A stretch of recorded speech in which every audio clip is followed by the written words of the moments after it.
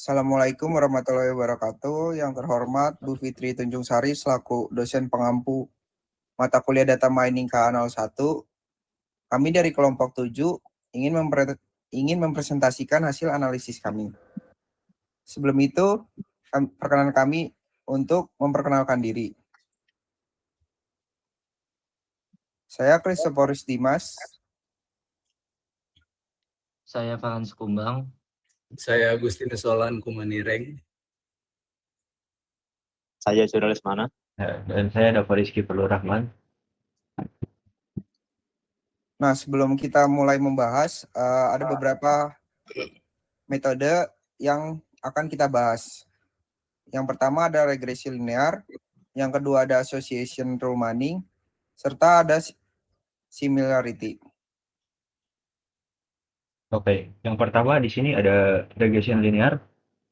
Di sini ada pengertian.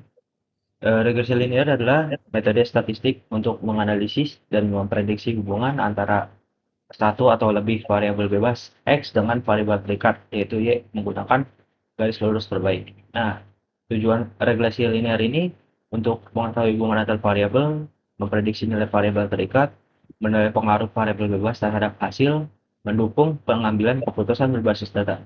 Next. Oke, di sini ada tabel dataset, ada 5 baris dari data mentah yang kita gunakan. Ya, di sini seperti yang terlihat, di sini ada judul, alamat, deskripsi, kamar, bangunan, lahan, dan harga. Nah, judul. Nah, di sini ada judul. Nah, judul ini apa ya? Sebuah untuk informasi lah. Judul sebuah informasi untuk mempromosikan properti penjualan rumah. Di sini alamat dari sebuah propertinya, deskripsinya ini sebuah informasi dari propertinya.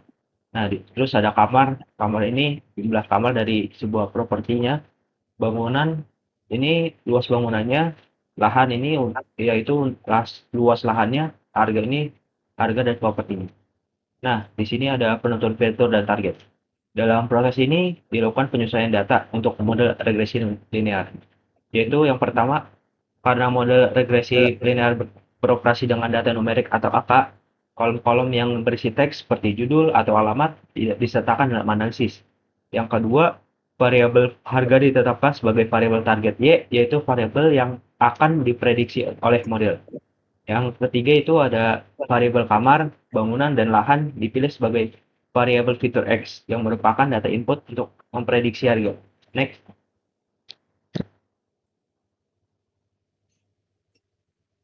Oke, selanjutnya itu ada pengenalan terhadap graf yang kita punya. Langkah selanjutnya adalah Exploratory Data Analysis atau EDA, menggunakan pair plot untuk melihat hubungan antar variabel, harga, kamar, bangunan, dan lahan. Fokus utama adalah pada baris pertama yang menunjukkan bagaimana variabel harga sebagai target kita berhubungan dengan variabel lain.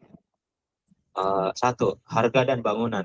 Kita bisa lihat di sini ada tren positif yang cukup jelas. Titik cenderung naik dari kiri bawah ke kanan atas. Ini mengindikasikan bahwa semakin luas bangunan, maka harga rumah juga semakin tinggi. Selanjutnya yang kedua ada harga dan lahan.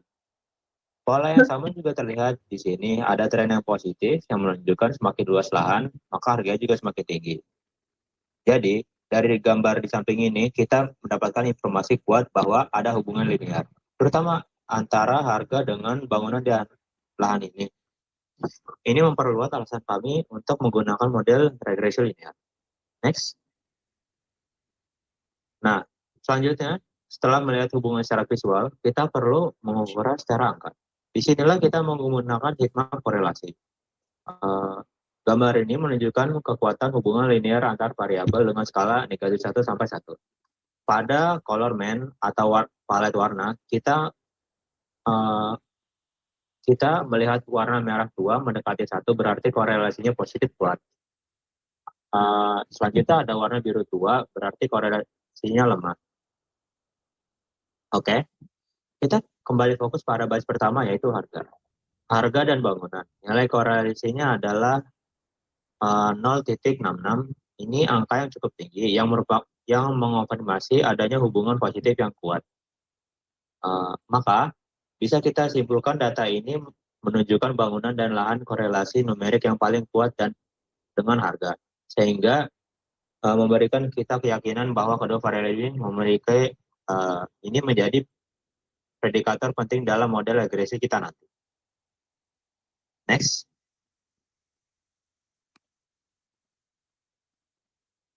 Selanjutnya itu ada evaluasi model. Selanjutnya, setelah dilatih atau di training dan diuji, gambar di samping adalah tahap yang menunjukkan seberapa baik performa model kita secara angka. Kami menggunakan dua metrik utama untuk evaluasi. R square atau R pangkat 2 ini adalah metrik yang paling penting. Skor R square kami adalah 0,45 atau bisa kita sebut 45%. Artinya, angka ini memberitahu kita bahwa model kita yang hanya menggunakan kamar, bangunan, dan lahan mampu menjelaskan 45% dari variasi harga rumah. Interpretasi. Ini adalah nilai yang moderat. Ini membuktikan bahwa model kita memiliki kemampuan prediksi, tapi menunjukkan bahwa ada sekitar 54% faktor lain yang mempengaruhi harga yang tidak bisa kita masukkan ke model. Contoh utamanya lokasi, kondisi, atau umur bangunan. Nah, di sini ada skor R square-nya, yaitu 0,4576. MSE-nya, ya begitulah. MSK, mean square error, nilainya adalah 9,61 kali 10 pangkat 18. Angka ini terlihat besar tapi wajar. MSE adalah rata-rata dari kuadrat selisih harga, karena harga rumah kita dalam rupiah jutaan miliaran, selisih kesalahan prediksi error ketika dikuadratkan akan menghasilkan angka yang sangat besar. Oke, next. Oke, di sini saya ingin membahas tentang hasil perbandingan. Jadi di slide sebelumnya kita sudah mendapatkan nilai R2 score yaitu 45,8%. Jadi pada slide ini apa sih arti angka 45,8% itu secara visual? Jadi ketika sumbu X horizontal adalah harga aktual, yaitu harga rumah yang sebenarnya dari data testing. Lalu sumbu Y vertikal adalah harga prediksi, yaitu harga rumah hasil tebakan model kita. Jadi kita bisa lihat di gambar ini. Jika model kita sempurna atau skor R2 skor sama dengan 1 atau 100%, jadi semua titik biru akan jatuh tepat di atas satu garis lurus diagonal. Artinya harga prediksi sama dengan harga aktual. Seperti yang kita lihat, karena skor kita 45,8%, kita tidak mendapatkan garis lurus sempurna, namun kita bisa melihat dengan jelas adanya pola tren positif diagonal. Nah, jadi hasil perbandingan tersebut, hasil analisa kita, pola ini membuktikan bahwa model berhasil menangkap tren. Saat harga aktualnya naik, bergerak ke kanan, harga prediksi model kita juga ikut naik, bergerak ke atas. Model kita tidak mendebak secara acak. Di area kiri bawah, untuk rumah-rumah dengan harga yang lebih murah, titiknya sangat rapat dan dekat dengan garis diagonal. Ini artinya model kita cukup akurat untuk memprediksi rumah di rentang harga tersebut. Semakin ke kanan, untuk rumah yang lebih mahal, kita lihat titik-titiknya mulai menyebar. Seperti pada gambar visual ini. Inilah yang menyebabkan R2 score kita tidak 100%. Model kita tampaknya lebih kesulitan ketika memprediksi harga rumah yang sangat mahal. Jadi kesimpulan dari hasil analisa dari perbandingan ini mengonfirmasi skor kita 45,8%. Modelnya berfungsi dan memiliki kemampuan prediksi terutama di harga rendah. Namun masih memiliki tingkat kesalahan yang cukup besar pada rumah-rumah yang dengan harga yang sangat tinggi.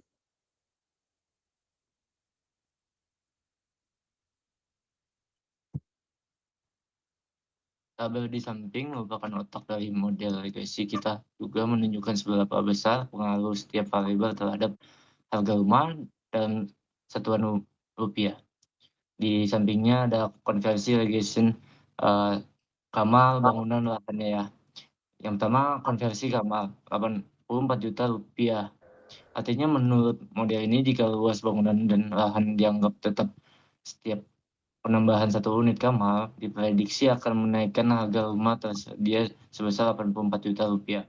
2. Konversi bangunan 14 juta 14 juta 500 juta rupiah.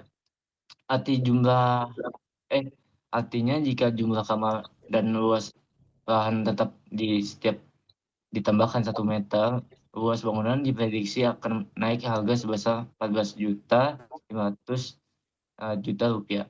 Konversi lahan 997 rupiah. Artinya jika jumlah kamar dan luas bangunan tetap setia menambah 1 meter, luas lahan diprediksi akan menaikkan harga sebesar 997 rupiah atau hampir 1 juta rupiah. Next. Kesimpulan regresi linear. Dari analisis yang telah kita lakukan ada 3 poin utama yang bisa disimpulkan modelan berhasil performa modelan. Model regresi linear kita berhasil memodelkan hubungan antara kamar, bangunan, dan lahan terhadap harga rumah. Namun performa terbilang modelan dengan nilai recurrence sebesar 45,8%. 2. Faktor paling signifikannya temukan yang paling menarik adalah dari conversion regresi. Menurut model ini jumlah kamar ada faktor yang didampakkan paling dominan terhadap harga, di mana setiap penambahan 1 kamar diprediksi menaikkan harga sebesar 84 juta rupiah. Ini jumlah lebih tinggi daripada dampak 1 meter bangunan 14 juta 500 juta atau 1 meter lahan 997 rupiah. 3. Keterbatasan saran skor 45,8 membuktikan bahwa lahan dari separuh 54% variasi harga rumah tidak bisa mengindikasikan bahwa ada faktor spesial yang hilang. Kemudian misal ada lokal untuk mengembangkan, selanjutnya menambahkan data lokasi misalnya nama kecamatan atau kota. Sangat disarankan untuk meningkatkan akurasi modelnya. Next. Di sini referensi jurnalnya, regression linearnya kita mempunyai ada 5 jurnal yang kita cari dari internet dan bisa dilihat. Next. Oke. Selanjutnya ada model association rule mining. Apa sih itu association rule mining? Association rule mining adalah salah satu teknik utama dalam data mining yang digunakan untuk menemukan pola hubungan atau keterkaitan antar item dalam suatu kumpulan data yang besar. Tujuannya itu untuk mengidentifikasi hubungan jika maka atau if then di antara variabel-variabel dalam data transaksi, seperti data penjualan di supermarket, perilaku pelanggan, atau data log system. Tujuannya itu yang pertama ada menemukan pola pembelian yang sering terjadi bersamaan. Yang kedua ada mendukung keputusan bisnis seperti strategi cross-selling. Yang ketiga ada meningkatkan efektivitas pemasaran dengan menempatkan produk terkait secara strategis. Dan yang terakhir ada mengidentifikasi kebiasaan pengguna untuk pengembangan recommender system. Oke, next. Nah, sini bisa kita lihat, sini tuh ada tabel dataset transaksi. Untuk dataset kita itu, di mana dataset kita bernama Market Basket Analysis. Di sini bisa kita lihat, itu tuh ada baris indeks 01 sampai 4 itu mewakili satu transaksi atau satu struk belanja begitu. Dan untuk kolomnya itu adalah item-item yang dijualnya. Seperti itu ada yang terlihat apple, bread, butter, cheese, corn, dill, eggs, ice cream, dan lain-lainnya itulah. Nah, terus di sini bisa kita lihat juga di table itu ada nilai kan. Nilai ada nilai true and false, di mana true ini berarti item tersebut dibeli dalam transaksi itu, dan false itu berarti item yang tidak dibeli dalam transaksi itu. Nah, ini ada sebagai contoh, bisa kita lihat di baris 0, itu si pelanggan dengan indeks 0 ini membeli bread, corn, dill, ice cream, sugar, yogurt, dan coklat secara bersamaan dalam satu struk belanjaannya dia itu. Tujuannya itu, yang pertama itu, untuk menemukan pola kebiasaan belanja atau aturan asosiasi, kita ingin menjawab pertanyaan seperti, jika seorang pembeli membeli item A, seberapa besar sih kemungkinan dia akan membeli item B? Terus tujuan yang kedua kita dalam model rule association ini ada untuk menemukan pola-pola tersembunyi gitu. Jadi kita akan menggunakan algoritma yang disebut sebagai a priori. Oke, next. Di sini setelah itu kita akan menentukan nilai support. Tujuan kita untuk menentukan nilai support yaitu jadi kita mencari nilai support di mana item set itu yang item set tersebut sering muncul. Jadi kita mendapatkan minimal nilai support kita ada 0,005 atau bisa disebut dengan minimal 0,5% dari total struk belanjaan. Nah, tabel di sini merupakan item set yang sering muncul berdasarkan nilai support yang di sini. Jadi contoh coklat dengan nilai support 0,421 atau sama dengan 42,1%. Lalu ada yogurt dengan nilai support 42%. Dan selanjutnya di sini merupakan 10 item set yang sering muncul pada transaksi. Nah, setelah itu kita membuat aturan asosiasi atau 10 teratas. Pada rumus asosiasi itu kita perlu mendapatkan nilai attendance dengan values yang kita sebut di sini jika lalu kita mendapatkan menentukan consequence dengan values maka, terus kita mendapatkan nilai confidence atau kepercayaan seberapa besar probabilitas ukuran probabilitasnya serta lift atau peningkatan. Di sini confidence atau kepercayaan angka 0,263 berarti 26,3% dari pelanggan yang membeli semua item di attendance dipastikan juga membeli semua item di consequence. Terus lift atau peningkatan ini adalah metrik terpenting untuk mengukur kekuatan asosiasi. Jika lift jika lift lebih besar 1 menunjukkan asosiasi positif. Jadi semakin tinggi angkanya semakin kuat hubungan antara attendance dan consequence. Jika lift sama dengan 1 tidak ada hubungan.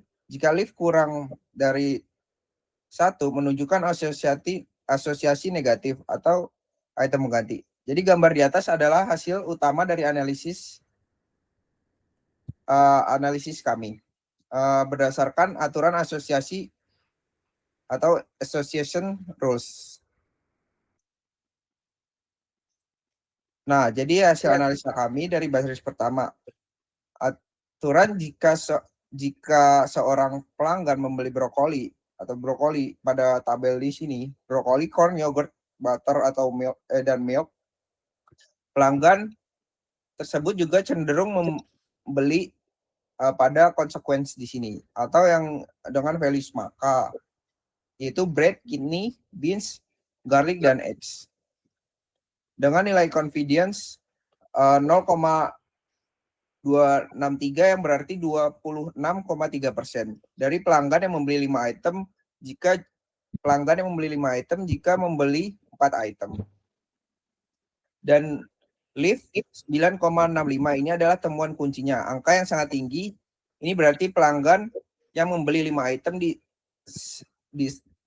attendance 9 kali lipat lebih mungkin untuk membeli 4 item di consequence dibandingkan dengan pelanggan acak ini. Selanjutnya itu kesimpulan dari Association Rule Mining. 10 aturan yang ditampilkan di samping memiliki nilai lift yang sangat tinggi, yaitu di atas 8.6, yang menunjukkan bahwa algoritma ini berhasil menemukan pola-pola pembelian bersamaan yang spesifik dan cepat. Meskipun nilai support atau frekuensi polanya kecil atau 0,5, namun ketika pola itu terjadi, asosiasinya sangat dapat diandalkan. Insight ini bisa digunakan untuk strategi produk, banding, atau penempatan barang di rak. Next. Berikut adalah list-list dari referensi jurnal yang kita gunakan untuk studi association rule mining. Next. Nah, selanjutnya di sini ada masuk ke similarity. Di similarity ini itu ada pengertian. Yang pertama itu yaitu similarity ini adalah ukuran untuk mengetahui seberapa mirip atau dekat dua objek data satu sama lain. Dalam data mining, konsep ini digunakan untuk mengelompokkan, merekomendasikan, atau mencari data yang memiliki pola serupa. Terus ada tujuan. Tujuan dari similarity ini adalah untuk mengukur tingkat kesamaan antar data atau objek agar sistem dapat mengenali pola dan hubungan tersembunyi. Nah, dan konsep ini digunakan untuk mencari data serupa, memberi rekomendasi, dan menganalisis perilaku pengguna. Dengan menggunakan metode seperti Euclidean distance atau Gaussian similarity, sistem dapat mengumpulkan data yang mirip dan mendukung pengambilan keputusan berbasis kemiripan. Next. Nah, selanjutnya di sini ada dataset dari perilaku belanja pelanggan. Di sini ada yang pertama di dalam tabel ini ada customer ID, age, gender, item purchase, kategori, purchase amount, location, size, color, season, review rating, subscription, status, shipping type, discount apply, promo code use, preview purchase, payment method, frequency of purchase. Nah, customer ID ini itu untuk mengidentifikasi dari pelanggan. Age ini umur dari setiap pelanggan, gendernya gender dari pelanggan. Item purchase ini yaitu sebuah barang yang dibeli oleh pelanggan. Terus selanjutnya ada kategori yang dibeli, yang barang dibeli. Purchase amount ini itu untuk apa ya? Untuk jumlah uang yang dibeli dalam jumlah uang apa ya? Bisa dibilang jumlah uang untuk membeli barang tersebut. Terus ada purchase, terus ada location, lokasi dari pembelian barang tersebut. Terus selanjutnya ada size, ukuran, color, season ini untuk kapan pembeli itu membeli dari barang tersebut. Review rating, ada ulasan dari barang tersebut. Subscription status ini apakah pelanggan berlangganan atau tidak. Shipping type ini ini untuk metode apa ya, bisa dibilang jenis pengirimannya. Diskon apply, apakah ada diskon. Promo code use, apakah bisa menggunakan kode promo. Review purchase ini jumlah total dari barang yang pembelian. Payment method, metode pembayarannya. Frequency of purchase itu rata-rata pembelian di setiap minggu, 2 minggu, atau 1 tahun ya. Nah, terus dataset ini memiliki banyak sekali fitur yang mencatat siapa pelanggan itu, seperti age, gender, dan bagaimana kebiasaan belanjanya, seperti purchase amount, item purchase, kategori, frequency of purchase. Nah, tujuan dari analisis ini, yang pertama itu tujuan dari model ini adalah untuk mengukur seberapa mirip satu pelanggan dengan pelanggan lainnya berdasarkan semua fitur ini. Terus yang kedua itu, pertanyaan yang dijawab adalah pelanggan mana yang membeli profil dan kebiasaan belanja yang paling mirip. Next.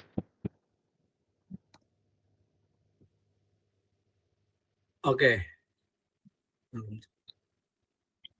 Oke, nah di sini berarti setelah semua data profil pelanggan diubah menjadi format numerik, dan setelah kita lakukan perhitungan kemiripan menggunakan consign similarity, berikut adalah hasilnya. Hasilnya itu seperti digambar, di mana tabel ini merupakan menunjukkan 10 pasangan pelanggan teratas yang paling mirip perilakunya antara satu sama lain begitu.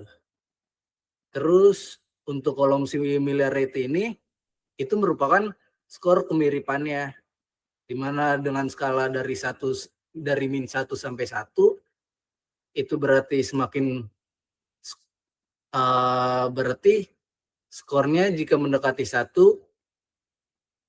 itu pelanggan tersebut hampir identik profil atau kebiasaan belanjanya identik juga begitu. Lalu next. Nah, di sini ada hasil temuan-temuan dari analisa kami terhadap model similarity ini.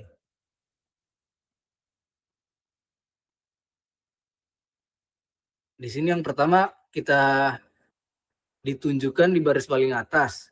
Itu ada pasangan yang paling mirip di seluruh dataset adalah pelanggan 355 dengan pelanggan 890, di mana itu skor kemiripan mereka adalah 0,9889, di mana itu angka yang sangat tinggi sekali, itu hampir mendekati 1, yang menunjukkan bahwa profil mereka kemungkinan kombinasi dari umur, gender, jumlah belanja, frekuensi pembelian, dan preferensi musim hampir sama persis.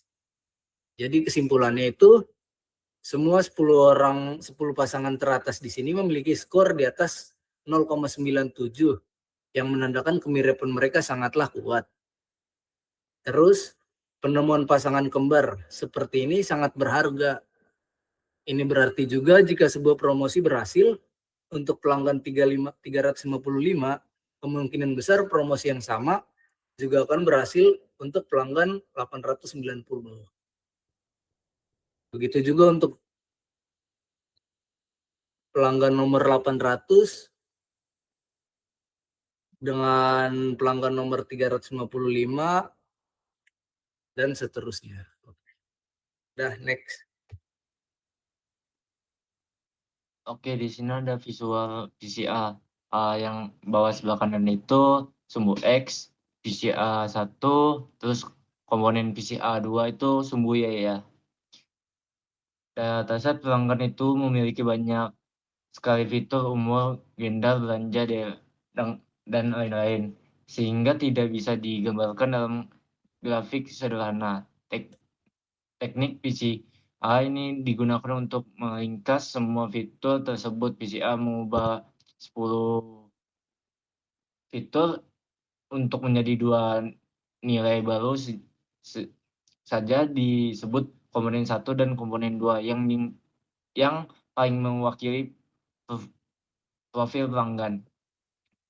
2 nilai profil inilah yang kita pakai sebagai sumbu X dan yang saya katakan yang sebelumnya, dan sumbu Y, agar setiap pelanggan bisa digambarkan sebagai satu titik di peta 2 dimensi. Itu pengertiannya itu kalau kita beli pasti sedikit, pertengahan banyak, akhir pasti sedikit, dan mengulang seperti sebelumnya.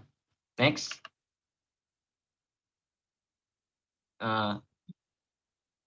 Temuan utama insight. Hal yang paling jelas terlihat adalah sebaran pelanggan ini tidak acak data secara alami membentuk 4 cluster kelompok vertikal yang terpisah dan padat. Ini adalah bukti visual yang kuat bahwa basis pelanggan dapat dibagi menjadi 4 segmen utama yang berbeda satu sama lain. Pelanggan di karisma paling kiri memiliki keahlian yang sangat mirip satu sama lain, namun sangat berbeda dari pelanggan di klaster paling kanan. Nah, kalian bisa perhatikan kalau misalnya yang sebelah paling kiri itu paling banyak, di paling kanan itu paling sedikit. Next. Di sini ada heat map kemiringan antar pelanggannya. Di situ ada 500, 1000 sampai 3500. Paling atasnya, terus paling bawah sebelah kanannya itu ada 500 dan 3500. Kenapa begitu? Di sini saya akan jelaskan. Visual ini adalah heat map kemiringan yang membentang skor kemiringan untuk setiap kemungkinan pasangan pelanggan di dalam dataset. Setiap titik pada peta ini adalah perpotongan antara dua pelanggan dan warna mewakili skor kemiringan mereka. Skala warna di sebelah kanan menunjukkan artinya biru tua mendekati 1, menandakan kemiringan yang sangat tinggi. B, putih biru sangat terang mendekati 0 atau negatif menandakan kemiringan yang sangat rendah atau tidak ada. Nah, di situ kalau kita bisa lihat dari 3500 paling bawah itu warnanya biru keputihan ya. Sedangkan kalau kita lihat paling atasnya itu 500 sampai 3500 sebelah kanannya itu kenapa bisa dibilang biru tua, karena mendekati 1. Next.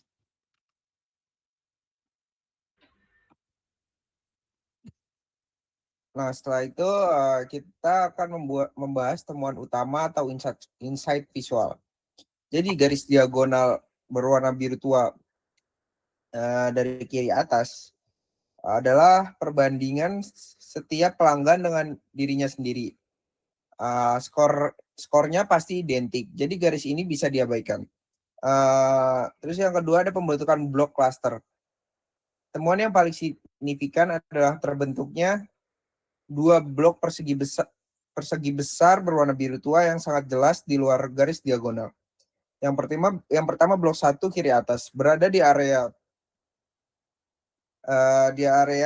perpotongan antara pelanggan yaitu X dari 0 sampai 1000 dan Y dari Y 0 sampai 1000. Dan blok 2 kanan bawah berada di area perpotongan antara pelanggan X di antara 2600 sampai 3500.